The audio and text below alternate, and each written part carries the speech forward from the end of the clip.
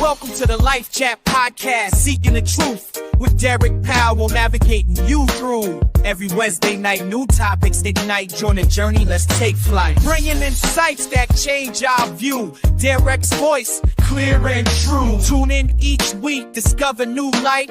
Life Chat Podcast, reach a new height. Welcome once again to Life Chat Podcast. Thank you all for taking the time out of your day to be a part of the solution instead of part of the problem.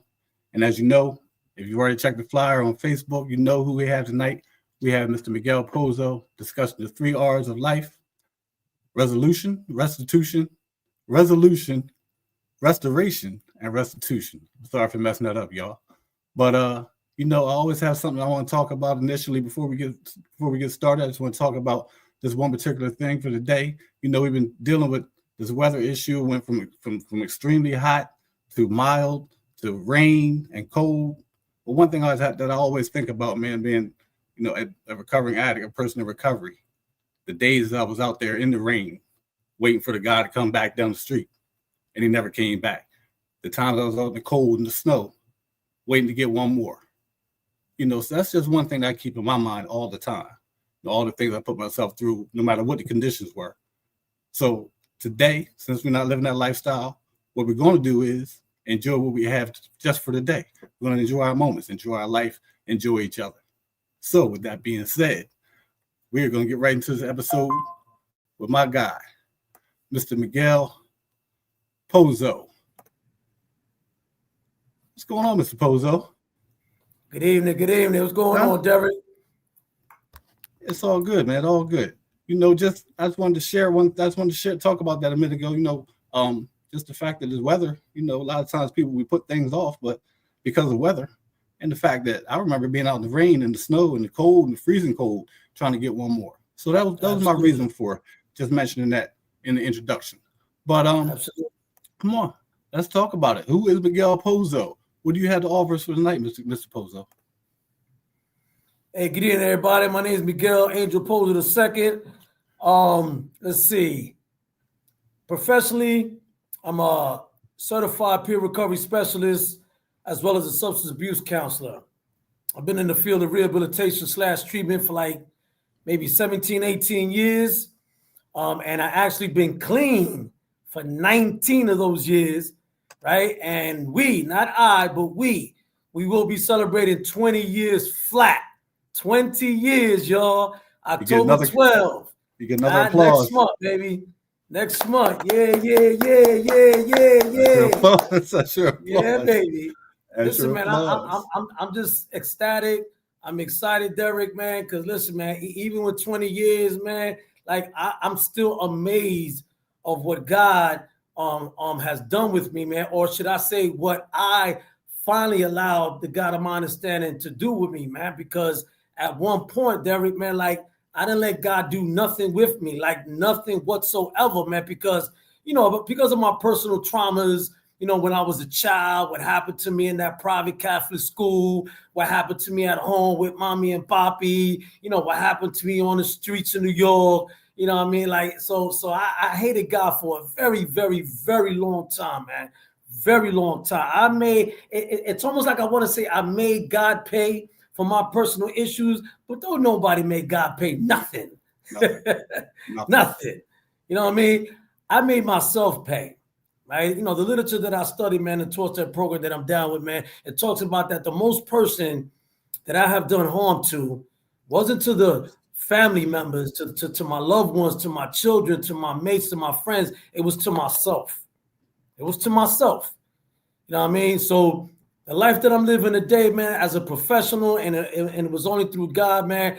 I've worked with the likes of Brandywine Counseling for a couple years. I worked with the likes of Connections for a couple years. I worked with the likes of Crossroads of Delaware, which is a juvenile outpatient treatment program for 7 years. I worked for probation and parole for a couple years. I worked for the Superior Court for Mental Health Association, Mental Health Court for 6 years. You know what I mean? Let's see. I did a couple favors at Detox for a few months, man, to fill in. I also worked as a case manager in translation of Spanish documents to English documents and vice versa at this Spanish inpatient treatment program called Oga Crea. You know what I mean? So I've been all over the place, man, professionally, man, you know, God allowed me, man, to serve others. You know what I'm saying? While I was serving myself, getting to know myself. And that's where the 3 R's come in at. You know what I mean? So professionally, that's who I am, man. Personally. Here we go. Miguel is an alcoholic. Miguel is a pothead. Miguel's a cokehead. Miguel's a fiend, right? Miguel's a crackhead. Miguel is a homeless person. Miguel is a victim. Miguel is a volunteer. Miguel has trauma. Miguel was homeless. Miguel ate out of garbage cans. Miguel got rape issues, right? Miguel's been living a violent life all his life before I got clean and turned my life over to God, right? Miguel got mommy issues, papi issues. Miguel got abuse, lots of abuse in the home and outside of the home, right? Miguel is a convict. Miguel is a gangbanger. Miguel was a lost soul. So that's who I am. Since you asked, Derek, I mean, Miguel, who are you? Tell everybody who you are. So I wanted to give everybody, you know, 2 versions of who Miguel is, because I was reborn October 12, 2005 from that injured, insecure, shaky little boy that I was, right, for 27 long torturing years in active addiction, and even before I picked up, you know what I mean? And then turning into the professional that I am today, serving others. That's who Miguel is, Derek. And that was the key. I was blessed enough and fortunate enough to have heard some of your story before personally, and you know, so that was a lot of enlightenment that in what you just said, as far as for people that don't know who Miguel actually is and don't realize that we all have, there's 2 sides to all of us. We all have we all have 2 sides, you know. And you mentioned about the things that you went through before the substance abuse, before you even picked up. You know, there were other issues, and that's what I think a lot of times we fail to realize, that the things that normally when we use, it's not because we just choose to say, you know, we just want to go get high or this and that. We're dealing with other issues. That's basically like a cover-up or a coping skill, coping mechanism, a way of dealing with the issues and the traumas and the problems that we have going on in our life.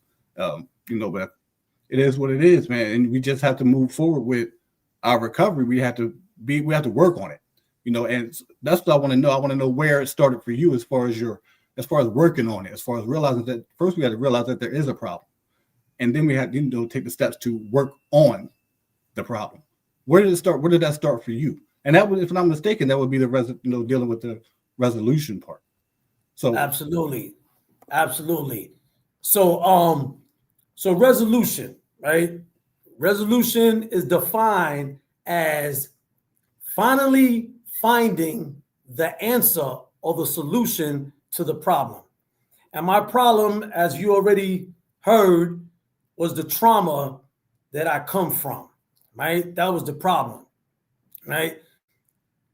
So the solution for me was treatment. A lot of people think that treatment don't work, Derek. I mean, a lot of people really think that treatment don't work. And I get it. A lot of people has had multiple and numerous experiences with treatment programs and came out the very same way. Or they came out, they stayed clean for a while, and they went back out. So I get it. Listen, no disrespect, man. I'm not dismissing that, discounting that, man. Everybody's process is different, and everybody recovers at their own pace. For me, I'm what the literature says, a one-time wonder. And I'm not saying that out of cockiness or arrogance. I'm exactly what our literature says when it talks about that one-time wonder. This is my first time in recovery, and Derek, man, I'm really trying to make it my last, man. Straight up. I'm really trying to make it my last, right? So I spent 27 long torturing years in active addiction, dealing with all that trauma that I just mentioned earlier, right? I was tired.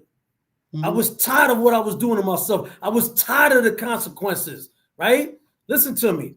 I was tired of what I was doing to myself. I was tired of the consequences. I was tired of being homeless. I was tired of going to prison. I was tired of gangbang. I was tired of getting used and abused and raped and beaten. I was tired of getting high and drinking. I was tired of not going home. Listen, I even tried to kill myself one time. That's how tired I was. But it wasn't until I got exhausted, tired, exhausted, two different things.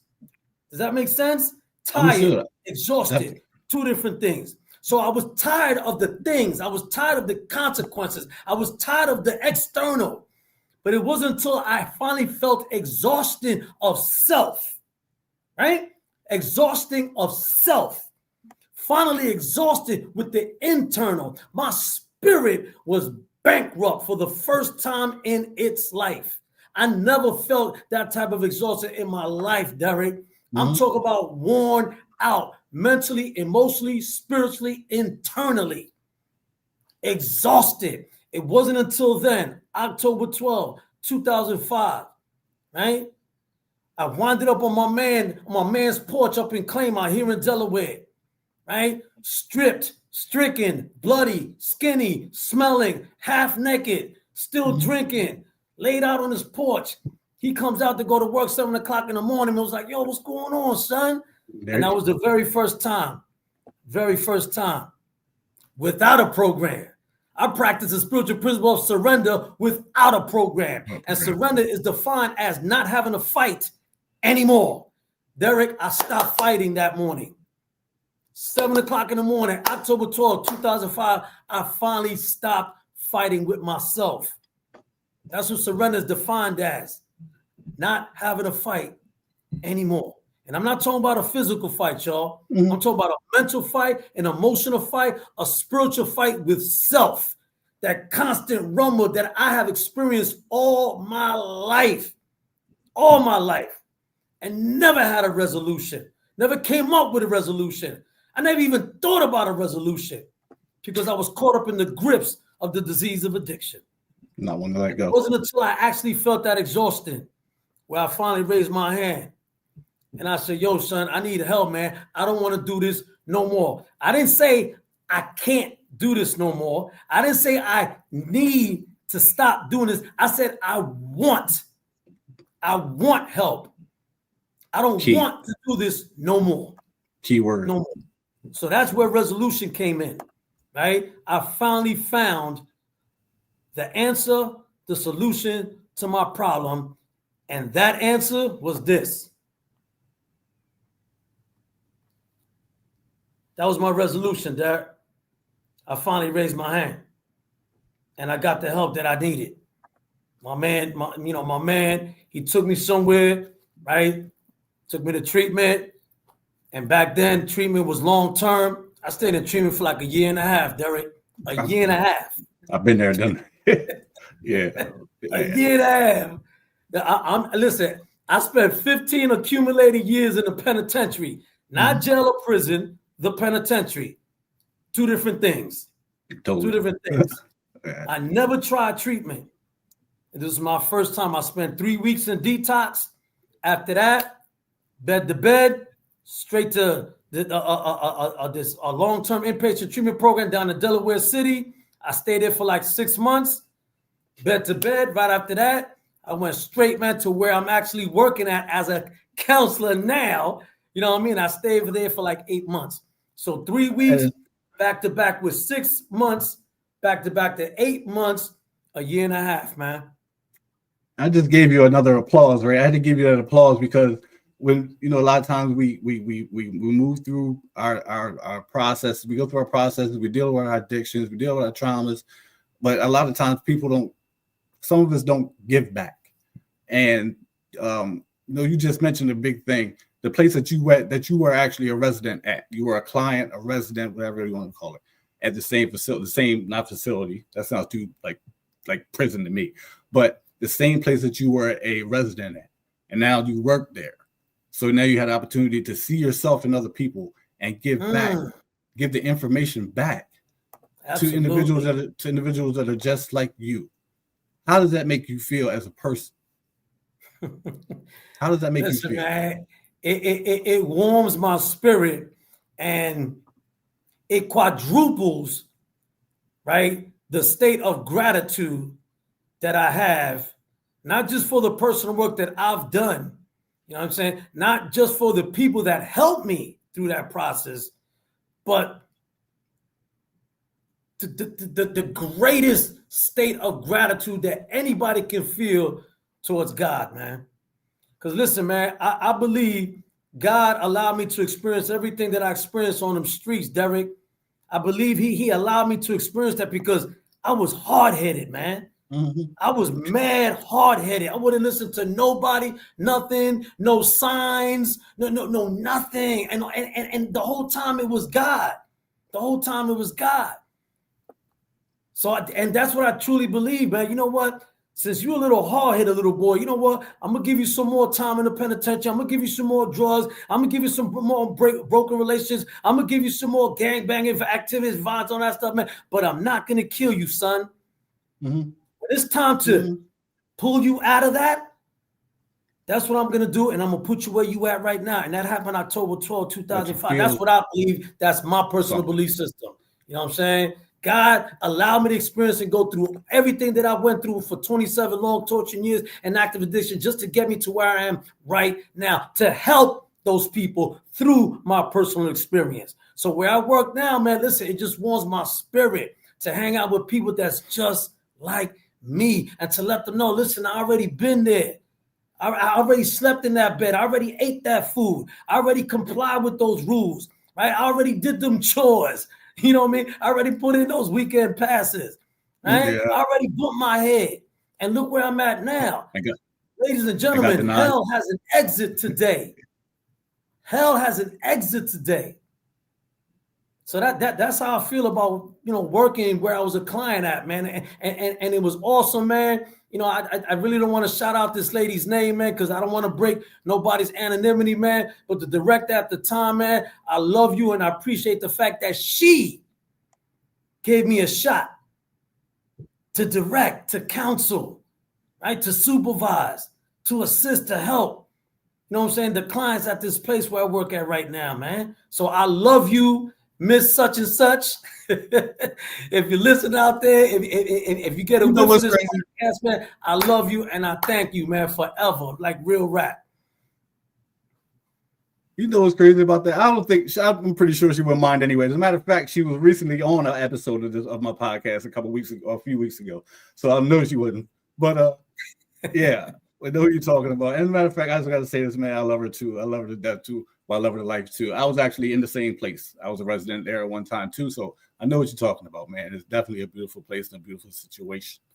So actually you kind of led into the next part of the episode, the next topic. So restoration. Here it says overview. It says the description. Restoration is the act of returning something to a former, original, or unimpaired condition. That's what this says that I pulled up. I got this off Google, you know, so maybe you have a different definition, but this is what I pulled up. So it gives you kind of the gist of what restoration is. Basically just put something back the way that it was originally. Mm-hmm. So let me say this, Derek. Let me say this real quick, right? Because so resolution, right, is for me, resolution is let's say is external, right? It's physical, right? It's a behavior, right? Now restoration to me is internal. Restoration to me is an attitude, right? It's something that I have to do, right, internally, spiritually, in order to get back to my former state, to my normal state before drugs or even before the trauma, right? So I told you guys I'm down with a 12-step program. I don't want to break its anonymity as well. You know what I mean? I could just tell you, man, I know this is a recovery thing. I could just tell you that my name's Miguel. I'm an addict in recovery, and I'm down with a 12-step program, and I've been down with that, man, still doing step work, sponsoring other people, still being sponsored by the same sponsor, and I love you too, sponsor. You know what I'm saying? So the restoration piece came in different steps, right? Check it out. It came in different steps. right? So check out the spiritual work that I had to do to get back to my former state, to get back to my normal state. And it wasn't easy. It wasn't easy. The literature that I studied, man, it even talks about it. Recovery is not easy, y'all, but it is simple. All you got to do is just get on some Nike stuff and just do it. That's simple, right? So check it out. In one, all I did was finally, for the first time, admit that I was crazy. In one, I finally had to admit, right, that I was powerless, unmanageable, and there was something seriously wrong with me, right? That's the first thing I had to do, right? Attitude, internal, spiritually. That was inside work, right? In two, I had to change my belief system about what I believed about myself in one, right? Again, attitude, internal, that's spiritual. That's an inside job. I had to change what was going on up here, Derek. You know what I'm saying? And three, I had to finally make a decision that this is what I want to do for the rest of my life. And this is what I don't want to do for the rest of my life, right? Internal, that's an inside job. That's spiritual, right? All this is spiritual in nature. And once I got that foundation, Derek, once I got that type of foundation, admittance for the first time, that's a lot of freedom right there. Just finally admitting, Miguel, you are messed up. You need some serious help. Yo, you know what type of burdens get lifted spiritually from your chest, from your back, from your shoulders, from your heart? That's a lot of freedom, man. Finally admitting and surrendering with both hands up, not just one, right? Right. And then in two, man, changing all this. Because, a lot of people say, oh, my best thinking is what gets me in trouble, was getting me to, okay, well, then if your best thinking is what gets you in trouble or high, whatever, man, then let's change that belief system and let's start listening to what's closest to God. What is closest to God? What's closest to God is our heart. So that's what I started listening to, Derek, my heart. Mm-hmm. Instead of this thing right here that was constantly getting me into trouble, I started listening to my heart. So it's very easy for me to change my belief system once I started listening to this. Because what's closest to God, most of the time, is not going to steer you wrong. It's not going to steer you wrong, right? And then in three, of course, like I said, I made that decision that this is what I'm going to do. So to have that foundation, Derek, I was well on my way, like our literature talks about. I was well on my way.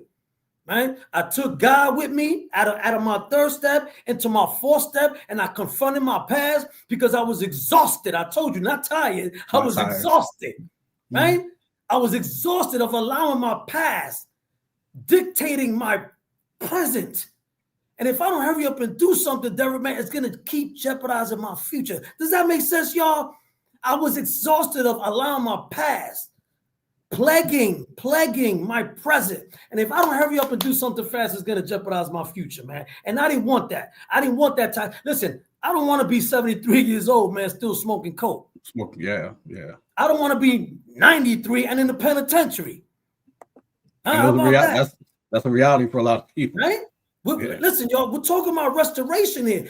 Going back to my former state, my normal state, when I was an innocent little boy, right? So in 4, I confront my past with the God of my understanding. Thank God 3 came before 4. And then in 5, I started doing what I'm doing right now. I'm disclosing, right? I'm exposing. I'm talking to people. I'm letting it all out, and I don't care what you do about it. I don't. Because listen, one of the themes of my personal 4th step is to finally, and this is a goal, restoration. Finally coming out of spiritual confinement and into spiritual freedom. Oh. Yo, listen, I was about to say, did you hear that? Yo, Derek, I was about to say, did you hear that? We heard that. I'm going to say, did you feel that? We heard that. Did you feel it? The opening. I love that. Right? So check it out. Absolutely. So check it out, right? So in my 5th step, man, I'm just talking to everybody, letting it all go, man, because I don't want to carry those burdens, man, for the rest of my life. It is too heavy. My spirit cannot take that type of weight. It took that way for 27 years and I got nowhere fast, man. It landed me 15 years in the penitentiary, man. You know what I'm saying? So listen, if I got to talk it out, if I got to yell it out, scream it out, then that's what I'm going to do, like I'm doing right now, and not care what nobody says about it, does about it, gossip about it. I do not care because I need not seek validation, Derek, from nobody. That's between me and God. That's between me and God. Once you get it off your chest, that's up to them. Absolutely. To do with it. Yeah. So now that I feel a little lighter, like even more lighter, because after one, listen, everything was, once I surrendered and admitted some stuff, but after 5, I'm feeling a lot lighter, right? I go into my 6th step and I confront myself. Once I got into my 6th step, man, I started confronting myself and finding out who I really was, since we're on restoration here. We're talking about restoration here. Mm-hmm. So in my 6th step, man, I really got deep into myself to find out who Miguel really was. Miguel, what happened? Miguel, why did it happen? Miguel, how did it affect other people? But most ultimately and importantly, how did it affect you? Right? The who, the what, the where, the how, and the why. All the W's, man. I had to figure that out, man. I had to spiritually come up with a resolution, right? So I can practice the spiritual principle of restoration. Right? Mm-hmm. That's the only way I was going to gain some type of freedom, Derek. You know what I mean? And coming out of 6, man, when I finally found out who I really was, man, in my 7th step, I had to accept everything I found out about myself in 6, because 6 was a lot. So in 7 was about acceptance. 7 was about finally moving out the way, allowing a power greater than myself, right, in the process, because I ain't running stuff no more. I used to, but I ain't running it no more, and I don't want to run it no more. So coming out of the self-acceptance piece in 7, I go into 8, and now I gotta be willing, Derek. I gotta be willing to spiritually prepare myself, right, to confront and face the 3 R's that we're talking about right now, right? For those who are in recovery, man, doing the work and all that stuff, y'all know that the 3 R's come from our 9th step. That's where the 3 R's come from, y'all. Resolution, restoration, and restitution. Those are the 3 R's. Those are the 3 components, right, that were detrimental, that was vital, that was important, that was essential, right, for me to gain any type of freedom, right? And it comes from our 9th step, right? And it's a beautiful thing, right? So I had to do all that work, Derek, all that work, man, just to get to those 3 R's, man, because restoration is not easy. It's simple just to do it, but it's not easy. It's not easy. The disease of addiction will manifest itself in a variety of mental, emotional, and spiritual problems. So why would spiritual struggles? Yes. Why would you say that restoration is not? Why would you say it's not easy? Because it takes work. It takes work. This is not a cookie cutter process. This is not a microwave process, man. Everything is an event. Everything is a process, man. You listen. Our literature talks about that recovery doesn't happen by osmosis. Osmosis, yeah. It doesn't happen by osmosis. Like, you actually got to do something, right? And it's gonna take a while, right? This is not instant gratification, right? God is not just gonna poof, you're cured. Negative. That's not gonna happen. You know, right? When using that word osmosis, I remember when I first started hearing that word back in like 2018. When I started hearing that word in the rooms, man, and I just had to ask people, what does that mean? What does that mean? You know, so it's not just going nobody's just gonna walk past you and rub up on you and touch you, and now you're healed. You know, so that type of thing. So that's what I just wanted to get that off, man. That's why I said to talk about that. That's cool, man. Yeah. You know what I mean? So you know, again, man. So once I got, and listen, acceptance and self-acceptance, 2 different things. 2 different things. I can accept some stuff, right? And that's exactly what it is. I can accept some stuff. But can I self-accept me just the way I am? Can I self-accept everything I found out about myself during the restoration process? Can I self-accept outside of the acceptance of what I've done to and from? Can I self-accept? Right? That's what 7 is about. When I find out about myself in 6 and spiritually preparing myself in 8, man, for what I'm about to do right now, the resolution, the restoration, the restitution, man. Listen, that takes time, Derek. It takes time.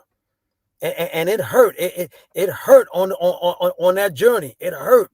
It hurt. When I'm talking about my rape issues, I'm talking about my abandonment issues, right? I'm talking about the abuse, the violence that I endured at my mother's hands, right?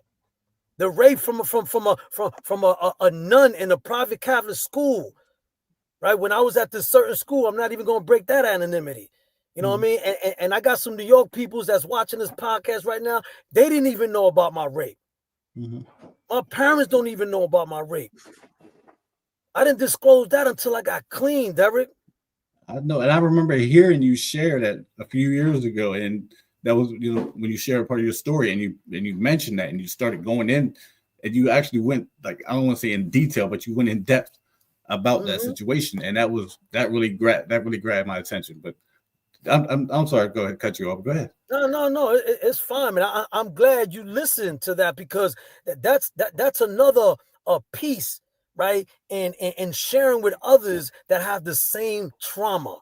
I was gonna say experience, but that's not experience. Trauma. That's trauma, right? And for a lot of people, Derek, the same pain that was inflicted on us, if we're not careful and seek help, we'll wind up inflicting the same pain on other people. That's called projection. Projecting our personal issues on other people. And that's not fair. And that's what I did all my life. I made women pay. I made men pay. My trust issues were shot. Right? That's probably why me and my mom's, man, constantly was rumbling. But I didn't make it no better. Right? So I had to learn about myself, Derek.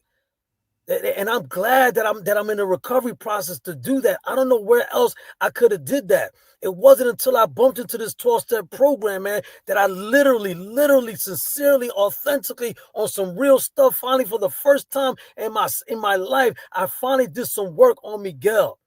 I finally did some work. And when I faced those 3 R's, man, listen, those 3 R's in our 9th step, in the 12-step program that I'm down with, that was a pivotal moment in my entire life, a pivotal moment, right? And now I have been restored to a nice level of sanity from the insanity. And mind you, I said some level of sanity, because ain't nobody perfect but God. I still make mistakes, right? I still make mistakes. I still curse. I still make people pay. I mean, I'll pop every now and then. You know what I mean? I'll get into arguments, but I'm nothing, nowhere what I used to be. No, I am nowhere near what I used to be. Right? Early in recovery, clean and crazy. I admit that. Yeah. Early recovery, clean and crazy. Right? In my latter years of recovery, a lot has changed, man. A lot has changed, right? So my 9th step with those 3 R's, a lot has changed, man. I not only said sorry to a lot of people, and I mean a lot of people, kids, adults, men, women, family, my mates, my children, but I had to say sorry to myself, Derek. I had to put myself first on my 8th step list, right? And make amends to myself in my 9th step. When we're talking about the 3 R's. And my sponsor, you know what I mean, he made me realize that, because when I did a 8-step list, I wrote down everybody else that I wanted to make amends to except me. Except yourself, yeah. Because we always think about what we did to other people and forget about what we did to ourselves. What I heard when you shared that everything you just shared about just now, what I caught was, you know, that old saying of hurt people hurt people. You know, hurt people, people that have been hurt or crushed or emotionally, spiritually, physically, even physically. We end up, if we don't work on something and address the issue, we'll go through our life hurting, affecting other people because of what we dealt with and the fact that we didn't work on ourselves. But yeah, that's what I heard. But absolutely. So we discussed resolution, we discussed restoration. Now we have restitution. Once again, by Google says restoration is the restoration of something lost or stolen to its proper owner, recompense for injury or loss. And I just want to talk about number one. What I get out of number one is self, right? Taking ourselves away from ourselves, if that makes sense to anybody.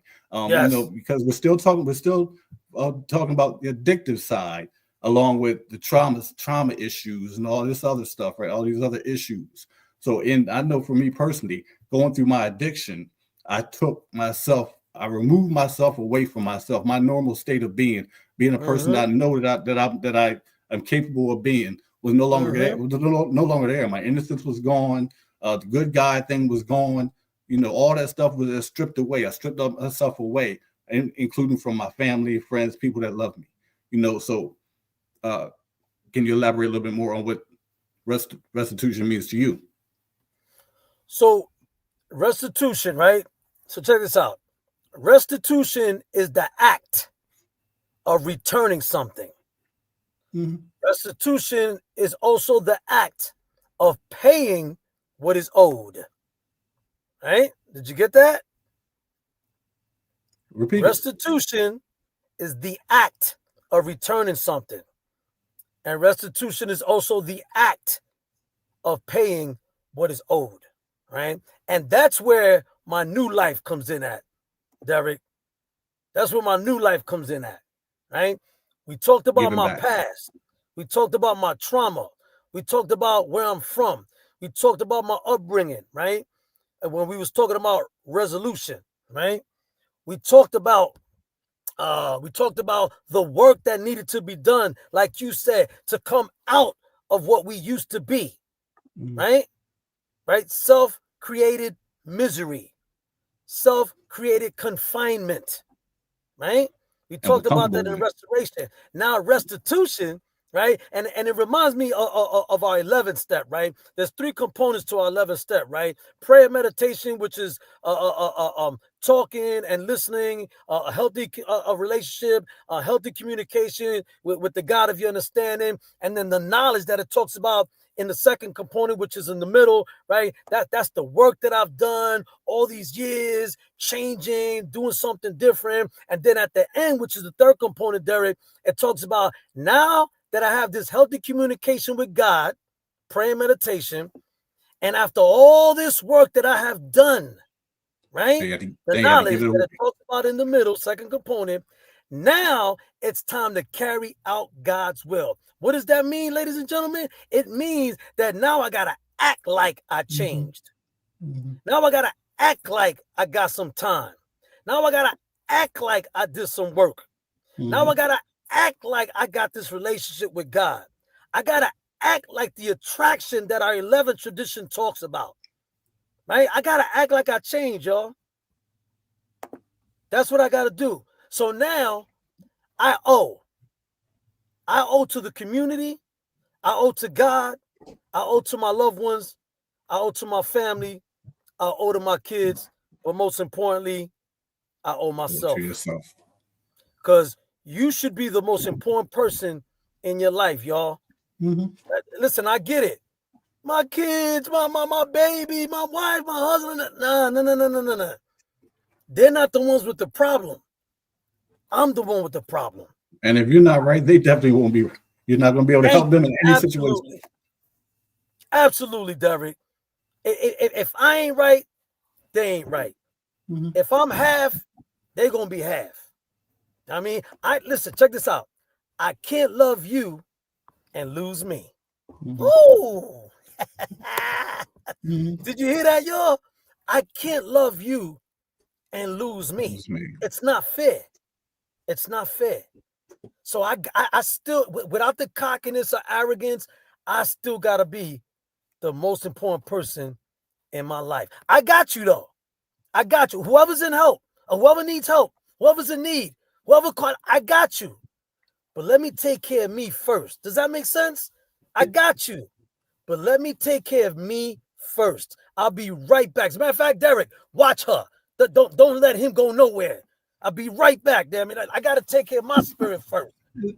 Does that make sense? I'm gonna tell you why I started laughing, man. I started laughing. I almost cried actually. I started laughing because we talked about this like last week. The time that I saw you when I was living in Wilmington, and I approached you, man. I was in my addiction, and I asked you for some change. I just for some money or something. So that's what it took me back to. But you just said about giving to other people, but not hurt, basically not taking away from yourself, right? Mm-hmm. So that time that I asked you for something, and you denied me, but you did it for me before, but you denied me the next time that I asked you. That was just my reason for it. It just brought back that memory Mm-hmm. to me. So that was why I asked. That's why I laughed, man. Just want to know if you remember that. Listen, I remember, and that's why I'm mad proud of you, Derek. Ladies and gentlemen, he is right. I saw Derek in active addiction, and it wasn't a pretty sight. Nah. It wasn't a pretty sight. But what did I do? I still hugged him. I still loved on him. I still talked to him. I point my nose down to nobody. I'm like the military. I leave no man hanging. I leave no man behind, right? He asked me for money that one time. I said, all right, son, I got you, man. Yeah, you better get something to eat. You better get something to eat. You know what I mean? But of course, I already know, right? The second time he hit me, third time, fourth time, constantly seeing him on the streets. I said, not again. Yeah. I'm not going to enable your addiction. I'm not doing that. I shouldn't have did it the first time, but I was trying to show love. But that's here. That's the past. Derek, I'm proud of you, man. Cool. I love you, man. You got this podcast. You're interviewing people, man. You look good, man. Like I'm just mad happy for you, man. I mean, look at him, y'all. It's the boss. That's right. Represent, baby. Represent. That's right. That's the clean Derek. You know what I mean? Yeah. So listen. So again, man, the restitution piece is basically what I'm doing now, man. This is where God got me now. You know what I mean? I'm like that record Biggie made. I got a story to tell, and this is my story. You know what I mean? God allowed me to experience everything that I went through, man, in active addiction, man, just so I could tell my story, and hopefully it helps another recovering addict, struggling addict, even a clean addict. How about that? You know, a clean addict that still can't find their way or don't know their way, right? Or never bumped into the 3 R's. How about that? Somebody that never bumped into the 3 R's, right? So here I am as a counselor, you know what I mean, case management, you know what I mean, a certified peer recovery specialist, man, helping other people that are just like me, man. It's beautiful, man, to be hanging out with people that come from the same gutter as me. You know what I mean? And listen, and restitution not only deals with giving back, you know what I mean, paying what is owed to the community, you know, the community that I raped all my life, you know what I mean, to people loving this and that. It also talks about, in our 9th step in the literature that I study, about financial restitution. How about that? That's the first word. I bet you nobody thought about that piece, Derek.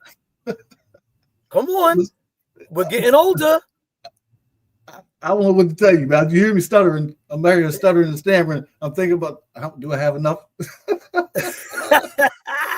Listen, we're getting older. Listen, my sponsor, man, look, man, I love my sponsor, man. He broke it down to us. Listen, our 9th step is not just about making personal amends, man. Our 9th step also talks about making financial amends. Derek, in this recovery process, I listen. I no longer hear people out. I listen, right? My sponsor told me, read this book and peep what it talks about financial amends. And I adhered, right? I was broke for 8 years in recovery. Broke for 8 years. You know why? Because I was paying restitution within the financial amends that I was making. I paid the IRS, the Division of Revenue, the creditors, right? The collection agencies, the daycare centers, right? Old landlords and house owners, right? Take $100 out of this check, 50 out of this check, 75 out of this check, 25 out of this check. Every time I got paid, man, these creditors and everybody else was taking their money up because I set it up like that because I was making restitution. It's part of the 3 R's. It's part of my spiritual process to get me where I'm at today. Because again, we're getting older. I'm 58 years old today, right? We need that cushion. We're about to retire soon, Derek. We about to retire. We ain't gonna work no more soon, man. So we need that cushion. We need that pillow to lay our heads on comfortably. So we need to save money. We need to build up our credit. We need to repair our credit, right? Okay. So I had all these people, man, taking all this money out, Derek, man, and it broke me. I didn't have nothing for my kids. I didn't have nothing for my mates. I didn't have nothing for me. I didn't travel. I didn't do nothing but being obedient. Because I was being obedient to the 3 R's. Obedient. Right? A brother jingling today, Derek. A brother jingling today, Derek. We ain't talking about the loose change. Hold on. Can you hear this? Hold on. It'll loose change. You can't hear the change in my pocket, right? Nah, let's talk about the ones that fold. Yeah. Listen, man, listen. I paid. It took me 8 years, man. 8 years to end my restitution process, man, to all these people that I owe money to, man. And now, Derek, I'm debt free. Freedom. Yeah. I'm debt free, man. I got a crib. I got a nice car. I got 2 beautiful jobs. My spirit is intact. You know what I mean? I haven't fought in decades. I haven't been in prison in like 20-something years. I haven't smoked coke, shot up with none of that stuff in 19 years, man. Like everything's cool, even with the BS, even with the setbacks, even with some failures, right? Even with some turbulence. Again, ain't nobody perfect but God, but I'm still clean, man. And my life is still good. The situations that come up are different. You can handle them different. If something does seem to, if a bill comes, things just, you're able to deal with situations in a different way, in a better way. You feel like, what is it? Water off a duck's back. Certain situations, they don't hit you as hard, because you can deal with, you can focus now. I know that's for me. I can focus when situations come up, be able to deal with it and actually think my way through it instead of going crazy and racking my brain and then ended up using anyway and making the situation 10 times worse. Yes. Come on, D. Yes, honestly. Come on. And that's where we at right now, Derek, man. Like everything's cool now, man. You know what I mean? Like I ain't got, like you said, I got a bill, I pay it, man. The first thing I do when I get paid, man, I put my rent money to the side, man. I put my phone bill money to the side, man. I put my electric money to the side, my cable money to the side, my insurance, my car notes. I'm doing stuff for my kids. I'm paying one of my kids on insurance and like I can do that now because I made that restitution, man. I adhered to the 3 R's of this recovery process, man. Oh, listen, ladies and gentlemen, all it's really about is obedience. It's just about obedience, listening, right?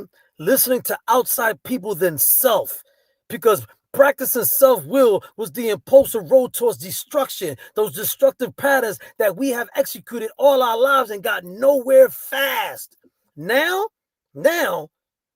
we listen to God's will. And God's will is finally, for the first time in my life, finally allowing a power greater than myself to help me in my will and my life, which is my attitudes and behaviors, in order for me to grow spiritually from the inside so it can manifest itself on the outside.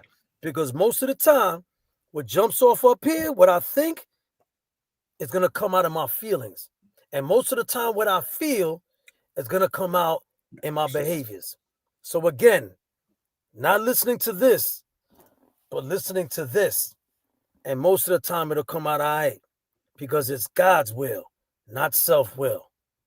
So those are the 3 R's, Derek, that I had to vigilantly, diligently practice on a regular basis, on a daily basis to get to resolve my trauma, my issues, Miguel, right? To be restored to some type of sanity outside of the insanity that I was living and feeling and experiencing for 27 long torturing years. And then I paid restitution and I gave all that back and I got plentiful in return. Plentiful in return. I ain't never been this clean. Nah, I'm lying, man. I was a fly addict, though. I was a fly addict. Stop it. I knew you couldn't. You know, one thing I knew you couldn't go too long. I knew you couldn't go too long without getting a good without telling you. Hey, Derek, look, I was smoking coke with my pinky out. Pinky out. Stop. We're not gonna stop. See, because we don't want to make it seem as though we're glorifying. Absolutely, man. But that was man, stop. But listen, man, we're gonna wrap this up, Miguel. Is there anything else you want to say, man? Anything else you need to get out? Man, I think I said a mouthful, man. God was definitely in the building. God knew exactly what he was doing tonight. Derek, I thank you. I'm appreciative of you. And once again, I am proud of you, man. And listen, for anybody who's watching, man, who's going to watch this later, man, I want to close with this. Don't let nobody tell you that you're a bad person because you're not a bad person. You just made bad decisions. Don't let nobody tell you that you're a mistake because you're not a mistake. You just made mistakes.